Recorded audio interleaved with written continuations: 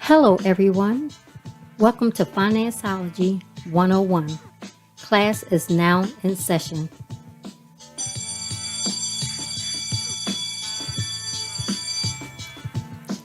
The information provided during this podcast is just that, information.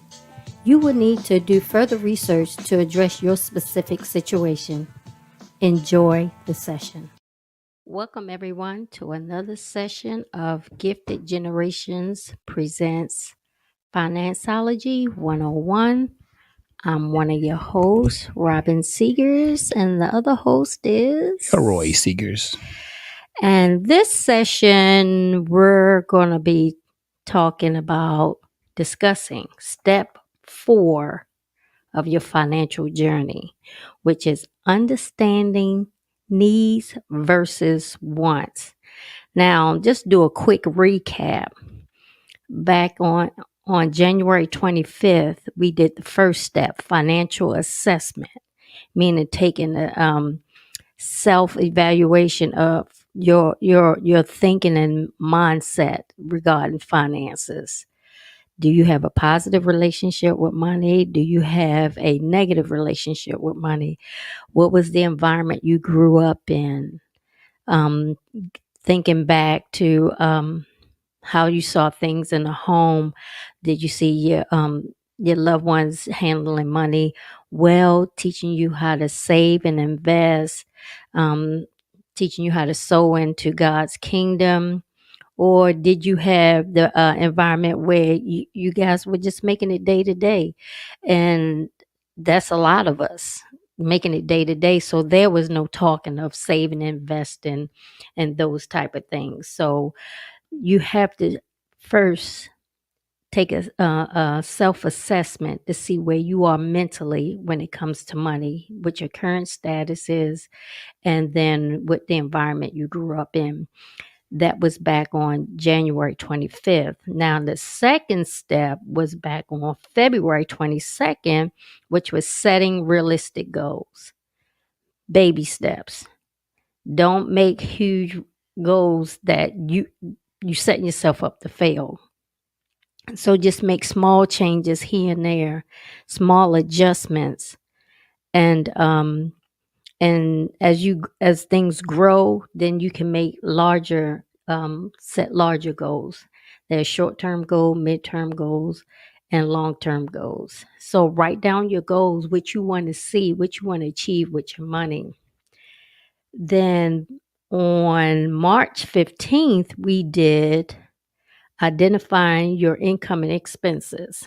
And I know that you're probably like, why are you doing that? Because you have to write down what's your sources of income and where is your money going. And a lot of people think they know where all their money is going, but as Elroy can tell you, there's things that you don't even think about. So write down your goals, write down your income and your expenses. And now we on the fourth step, which is understanding needs versus wants. And I know we get this mixed up because it's subjective. A simple rule of that, believe it or not, a need is something that's necessary to live and function with. A want is something that's going to improve your quality of life. So let me say it again. A need is something that we need to live and function with. Or a want is something that can improve your quality of life, right? So do we need a car? Do we want a car? We can ride a bus. So that is like saying, hey, a house, that's a need. Apartment, place to live. Food, that's a need. Clothes, that's a need. So those things it can be very gray. And I was thinking earlier today, an example, what I mean by the gray area of needs versus want. And I do it to you because Robin, because you haven't heard my conversation with myself. So here's what I mean by what one person may see is a want, another person may see is a need. You got two people on the job, and let's say that two guys. Let's just say that they're admins, right? level ones. They both start at the same time. They both got hired. You have one guy named Jim. He takes his clothes to the dry cleaners. He wants to look sharp. Then you have Keith doing the exact same job. He still looks sharp, but doesn't take his clothes to the dry cleaners. So Keith says to Jim, "Yo, man, why do you always got to take your clothes to the cleaner? That's a want. Do you need to do that? That's a want. I mean, you don't have to do that. This job doesn't require you to look so great. I look good. We both got the same job. So tell me, what do you think Jim might have said, if you was him?" Because I think he's dressing for where he wants to go. Exactly. So in his mind, it is a need. That's why I say it's subjective, because Exactly. it depends on your situation. We can't tell people what is a need and a want. You have to decide that for Right. yourself. Like, say they both have black shoes to go with a black suit because they go into an occasion. But the Jim wants to have a new pair of black shoes, He wants to impress and people. and you have to decide for yourself: do I absolutely need these shoes, or can I just wear the ones I already have? And only you can determine that. But everything can't be a need. Right. Everything can't be a need. And then there's a sacrifice. Like Jim, instead of buying those new shoes, he could just wear the ones he have and buff them up and shine them up and make them work. So you have to determine that for yourself. Yeah, I think a lot of this has to come with the emotional connection to what you want to have and what you don't need to have. And what I mean by that emotional connection is we can always convince ourselves that want is a true need, and it's really a want. But because the way we look at that thing, we can cross over the lines. We can blur the lines and say, "Hey, you know what? This is a need. I got to have it." Doesn't mean it's a need. It's more emotional attachment, emotional purchase, emotional thing that you want to obtain versus something that you need. Now, I have seen plenty of people blur those lines, and as soon as they do that, something else comes up that is a true need: a flat tire, holding a tire that they need to get fixed because of that certain thing that they wanted. They actually purchased that. Now they're struggling to really fulfill that need. Now I can't get to work. Now I may lose my job. Now I may be deducted pay. So you really got to look at the implications of what you're trying to purchase and what you're trying to obtain to really, check yourself. And a lot of times when you're doing it by yourself, that's when we go wrong. You need that strong person to say, "Hey, let me bounce this also off of you. What do you think?" And I'm a type of person, like, you can do a lot of the things that you want as long as it's in alignment with your finances. If you need something, I mean, a lot of times you need something and your finances don't even line up. Mm-hmm. So heck, how are you going to want something and then justify that? Right. If your finances are already out of whack and you just barely meeting needs, that want's going to be incredibly hard to get. Right. And I get it. You want to feel as though, hey, I need a break. I need a day off from work. I need a vacation. I need to go to the movies. I get that because, you feel like you're working for nothing. You really feel like you want to work for something. So that's what Robin was saying. The previous step, you set those goals up to achieve those things. And when you get to this step here, those wants and those needs become a lot clearer. And you can be able to obtain those things without struggling within yourself as far as which one is a want, which one's a need, because it can become confusing. It is harder than what you really think it is. And you can really mess up your finances when you do those things. So I don't fault anybody who may blur the lines. I only fault you when you don't really sit down and put pen to paper and write those things down and make sense of those things. And you keep doing the exact same thing over and over again. And then you want somebody to bail you out. Right. Right. You want your 5 cell phones. You want all the TVs in your house to be on. You want HBO, Cinemax, Showtime. You want everything. You got Hulu. You got Net. You got all those things done, right? But then you want to borrow money from me to pay those bills. No, turn something off. Right. And then there's times that you are trying to impress people. You got to be careful about impressing people, because you trying to impress them, they're trying to impress you, and you both are in financial turmoil. You know you're struggling. They know they're struggling. But when y'all look at each other, y'all think y'all got it going on. You Yeah. have to be careful with trying to impress the other person. That's why it's good to have a sounding board, an accountability partner. Yeah. And if people can't accept you for who you are, that you got to have the latest and the greatest and this and that to fit in, then that's not your crowd. The key thing you just said was fit in. You know, a lot of Yeah. times we try to fit in, and that's where we go wrong. I just found something on the web here. It's from this website actually from a credit union. And it says, let me read it to you. It says needs versus want, how to tell the difference. One of the most important parts of setting up a monthly budget is separating needs versus wants. Before assigning dollar amounts to any category, it is important to know which parts of your monthly expenditures are an absolute need and which items would be nice to include but are not necessary. Many people find this particularly challenging and may even give up on budgeting when they Mhm. can't move past this step. Right. That Right. that is huge. And this is back in July 6, 2021. Because you're not willing to give up anything. You're not willing to have a better and brighter financial future. You're not willing to give up anything. And anything in life, you have to make sacrifices. Anything in life. And if you think everything is supposed to be rainbow and butterflies all the time, that you're sadly mistaken. You have to make sacrifices. It don't mean give up everything, but some things you're gonna have to let go. Yeah. So let's just do this real quick. You know, let's see how fast you are. I'm surprised on tonight. I'm gonna list 5 things you need to say need versus want. And some things it may be a struggle, some things you may just know off the bat. So I'm gonna do them pretty easy. Okay. House, I need. car. It depends. It's only one answer. This is for you. It depends. It depends on where you live. Because in the big city, you don't need a car. Your situation now. It's a need because we need a car down here. See, we don't even be already, y'all. I'm about to fight right now. It is. It's based on the situation. I want you to answer this in your current state of mind. Your current Okay. situation. All right. Let me start over, y'all. Apartment. No, go.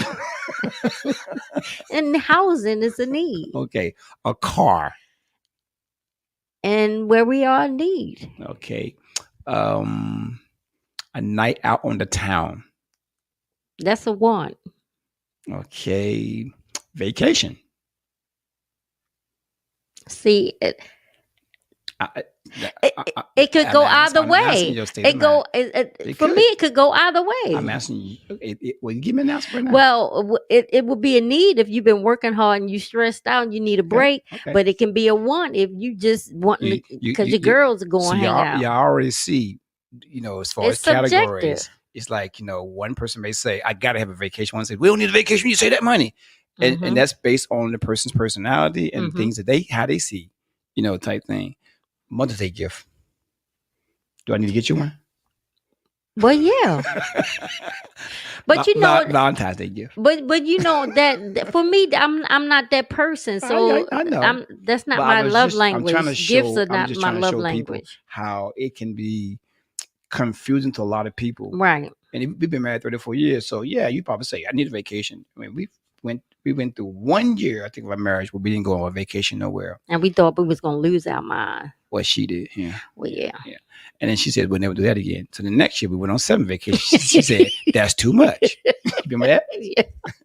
So we're like, okay, let's balance this thing out. 1 year none and 1 year 7. That's just, you know. And when I'm saying vacation, it could be just a weekend trip, a drive to the beach. It could be something that's not as pricey. Don't think every time someone taking a vacation means you're going to take a 7-day trip to Paris or someone like that. It could be like, hey, you know, I'm just going to take a short trip to Washington, D.C., get a hotel for 1 or 2 nights, and then drive back home. You're paying for a hotel for 2 nights and food. If you really want to be good, going to be cheap, take some food with you. You know, I mean, that's what I do a lot of times. I buy chicken and just, you know, restaurant and reheat it. So it can be confusing when it comes to want versus needs. And when I say it's not confusing as far as the category it should go in, it only becomes confusing as far as your heart desires and where you see fit mentally what a certain thing should be. And I would say, you know, if you are a couple, you know, I would write things down and should be like a sticky note, right? And have a category. want versus need. So let's just say it's one memo pad per person. So if I say vacation, I'm gonna have vacation in my hand and you're gonna have it in your hand. Mm. And you have a want versus need. You put yours down and I put mine down. And when things are opposite, those are things you gotta discuss. Right. You see what I'm saying? Right. On the table, you got want on one side, needs versus the other. I got vacation in my hand, you got vacation in your hand. You put yours down, you put it on want, I put mine down on need. So we say, hey, we disagree on these two things. So this one we gotta discuss. Right. So as you go Right. through the exercise, you might see you have more things in common as far as your wants and needs that could be lined up versus things that's not aligned up. That's a very simple exercise when you think you don't agree. You don't even discuss it. You just meditate on that thing. Just don't want to start no arguments, no fights, anything like that. Just that you just don't agree on it at this point in time. And you don't want to bring your pros and cons to the table why you see vacation is important, why I see it is not. And not to start an argument, just like listen to the other person and understand their viewpoint. You don't want to block them out. Like I said, that can be a roadblock that can just crumble any situation, a marriage, a friendship, even your own budgeting as far as trying to decide what is what. Because you don't get this lined up, you can go broke very fast. And for people that's single, you do this with the accountability partner. You Right. talk to your accountability partner, somebody that is got themselves together as far as finances, and they got a good head on their shoulders, and you talk to them about what you want to do and what Right. you plan to do, and see what they say, because we have someone that we know that has been what's that phrase, is better to ask forgiveness than to ask permission. And Don't get me started, child. what they're doing is, we are their accountability partner, but they're making moves, and then after they've already spent Made the the money, move, made the made the move. move and spent the money, then This they is what I want to did. come and tell us. Yeah. And it's like, that don't sit well, because you're not learning anything from Old that. Old habits. Yeah. One thing I always do teach is this right here. When I'm having somebody with their financial goals, I do try to modify it for the first 3 months while I'm telling them exactly what to do. And then about the third or fourth month, I'm start saying, what would you do? Mm-hmm. Because I'm not going to be there, nor is your person going to be there every single time, Mm-hmm. especially if you're paying somebody. Mm-hmm. You help them out to get started. You line things up and then say, okay, this is the third or fourth. This is the fourth month situation. It's okay. You have give me all the details. Let's talk about them. Now, what would you do? Mm-hmm. So you're not deciding for them, but you're helping them to make decisions, because the more you make them independent, when these problems they arise when you're not around, they're able to make wise decisions. Right. Not saying that you're going to always get it right. Not saying you're going to always get it wrong. I'm just saying you'll be better at deciding, Right. and you can feel more comfortable with your answers as far as how you decide. So that's the weaning period. I'm Right. weaning you off. You calling me every week, weaning you off, meeting every week. Hey, this ain't free. So the more you talk, the more it's going to cost. So you can set somebody up, but the weaning period has to start. Some it may take 6 months, some longer, but you can kind of recognize that in your maturity. But I typically start about the 3-month period. Just say, hey, you're at this point now, so we don't got to meet as much. You need something, just give me a call, or we can discuss it. And I like to do it that way, because you can, and it may take longer too, to talk somebody through those wants versus needs. Because you're trying to help them decide. I can say, that is this, don't do it, boom. And then like, well, dang, I just got told I couldn't buy it. I don't feel comfortable. So now they're emotionally disturbed. So if you help them talk them through it, you can help them to relate to the feelings. And now they're like, oh, okay. Then I would say, what is the impact to this decision down the road? What is this impact to your goal down the road? How much is this taken away from your goal? And if they can live with it, I'm fine with it too, because ultimately it's their decision. But as long as they know the impact, what's this going to forego down the road? Hey, that's fine. As long as they understand that. You're giving thought to it. Right. That is the biggest thing. Giving thought to your wants versus your needs. And sometimes it's needs versus needs, prioritizing those things. Right. And even wants got prioritized. I remember back in the day, you used to say, hey, I'm going to do certain things to the house. You and I sat down and say, let's make a list of things. And then we prioritize them by price, not by, and it was price first, and then the importance of how bad we need it. So some things like, oh, it costs a lot, but we don't need that. Some things like, it was cheap, but we don't need that either. So we prioritize both together, and we got things done in a pretty good way. Some things was more expensive, but we needed it right away. Right. So there's different ways to doing different things as far as needs versus want, because they don't always line up. You got to really say, what is more important to you now Right. versus then. Right. So you got to stop that emotional impulsive Oh my buying goodness, and yes. stop and say, do I really need this? Yeah. Do I really want that? Yeah. If I do this, how will it, impact me down the road? Because I know Lord Johnny got a field trip in school. Right. And so do I really need this? So I could save that money and make sure he has a good time. He Right. has what he Right. needs. Right. I mean, when you start talking to yourself or Yep. talking to someone else, It makes and start sense. Makes sense. reasoning instead of impulsive buying and, Yep. and emotional buying, because we know someone that they emotionally spend Mhm. Yep. because it makes them feel good. Right. It's a feeling for them, and it's like we try to tell them you have to get that in check, because your emotions are all over the place and you could be broke. And here's a funny thing. Doing the cash envelopes works, right? Mm-hmm. Felt good about it. But when you have to do a higher wanted need, the card comes into impact. So there's no emotional tie. Mm-hmm. Mm-hmm. So the cash envelope had extra money every week. Mm-hmm. I'm like, wow, this is really working. But then you had to do something different that didn't have money coming out of your hand physically. It was easy. I could pull the plug. Mm-hmm. Oh, okay. I don't really feel that. Right. Right. I can see that it's depleting my finances, but I don't Right. really feel that. I only Right. feel it when an emergency comes up.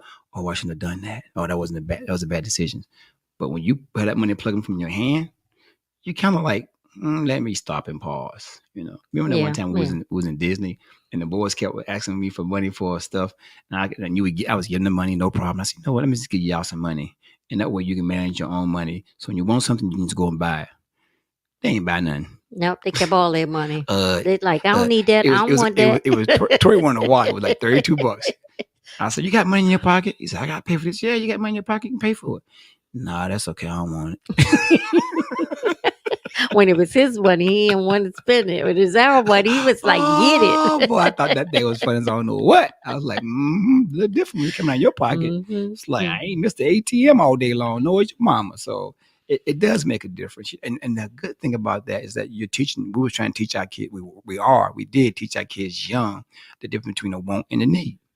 Yeah. They're mature enough now to know, I can still do the things that I want, but my finances line up with my goals, so I'm good to go. So the key thing is that if you have a want, what I just said, as long as they align up, you can do those things. You just don't want to do them too much where everything become a want and you can justify it, because hey, if you're a millionaire, you got a lot of wants, you can do it all day long. Right. But in the end game, it's like, why are you wasting all that? Right. You Right. can do other things with it. So Right. doesn't matter how much you have or how much you don't have, you still want to make sure you are wise with your finances. Because if you think about it, if you buy the things that you want, and that feeling, it goes back to emotion. That feeling, you feel so good for a couple of days. Exactly. The feeling gone. Yeah. Exactly. So you on to the next thing. Yeah. And I remember our sons, when they were little, they would be, oh, I want this, I want that, and they were us to death, and we would get it for them. And then like a week or so later, that's in the corner, and they on to the next thing on the list. Shiny object. And it's like, what? And it took us a while to catch on. It was like, hold up, we buying you these things, and you all excited, but the excitement don't last long, and then you on to the next thing. It's like they had a checklist of the things that they wanted, and as they worked down their list, of course the list was never ending because they kept adding to it. Then we stopped. We started telling them no, and we started teaching them, no, you don't need that. And that's when it was hard. Believe me, it's hard with kids, and it'll be hard as an adult to learn that everything you see you don't need. Amen. There's a lot that you do need, but there's a lot of things out there that we absolutely don't need, and you have to know that for yourself. You have to make sure that your finances are in order, even if you have the money to buy everything you want. Is that good? Yeah, you're right. It's not. It's just not always good, because to me it seemed like it would be a waste to keep buying all these gadgets and all of this stuff, and it's just sitting. You're only one person, so just think about your decisions. Yeah. Don't make them don't try to make them less emotional. more analytical, Mm-hmm. if possible, and then maybe use a friend or somebody that you can bounce things off of. Now, if you got somebody that likes spending money, you may not want to use them. No, because they It may can be not be like, come wise. on, let's go shopping. Well, I wouldn't be too good for that then. And just have a balanced life. Make sure you have it balanced. Yeah. I'm not saying be so stingy that you're not enjoying life, but don't be on the other side where you just having the best time ever and you only have 2 pennies in your pocket. So try find that sweet spot for yourself where you can have meet your needs and then get some of the things that you want, just not everything. Go call my buddy Shirley. She go shopping with me. All right, let's go ahead and wrap this up. It's a short session. Because wants versus need may seem simple, but it can be very complicated when you allow emotional to come into the play. So once again, a need is something that is necessary to live and function with. A want is something that can improve your quality of life. Now you may say, "Them shoes will improve my quality of life." That may be true, but it is like Roy said, it can be subjective to your situation as far as what you may need. Because if I'm going for a job interview, them shoes may be important. Am I right? Right. If I got a job and I got 200 shoes, those shoes may not be as important. Right. You So just have to find that right, balance. And then I want you guys to also, when we do these sessions, I always try to find a article online that aligns with the session. So Friday there will be an article on our Facebook page that has a story about needs versus want. So just check that our Facebook page out every Friday because I always try to attach a story out there or and share it article. too. Yeah, that And share everything aligns else. with the aligns with the podcast that we're doing. I always try to do that. All right. So our Facebook page, y'all, is facebook.com, of course. Look for Gifted Gen LLC. Of course, our podcast is Gifted Generations LLC podcast on Podbean, iHeartRadio, Spotify, and Google Podcasts. Look for Financeology 101. That is us. Financeology 101. Instagram is gift.gen. That's GIF dot GN. Let me do that over. And Instagram is let me do that again, y'all. I'm gonna get it together, y'all. Gift.gen. That is gift.gen. And then YouTube, of course, is at Gifted Generations LLC. So look us up. And then, of course, our website is giftedgenerations-llc.com. Please don't forget that dash because you don't know where you may end up. So we thank you for your time for listening today. This want versus need. I know one thing. You need to listen to this podcast again. Share it with a friend. That's a need. That's not a want. And That's go a need. go back and listen to step 1, 2, and 3, and then step 5 will be coming in a couple weeks. And I think that's actually getting into the nitty gritty of getting that budget going, putting a pen to paper and getting everything going, getting your system going. Numbers. I love numbers. Yeah. I love numbers. I love Excel spreadsheet. Oh, I love crunching numbers. All right, then. I'm sorry. she's like waving me up. Come on, man. Wrap this thing up. All right, y'all. Thank y'all for listening today. My name is Edward Siggers. This is my wife, Robin Siggers. This is Financeology 101. And we'll, like I said, share, and make sure you let the friends know that we're out there. So tune in the next time that we're out and about. All righty. Thank you. Have a good night. All right. Bye-bye.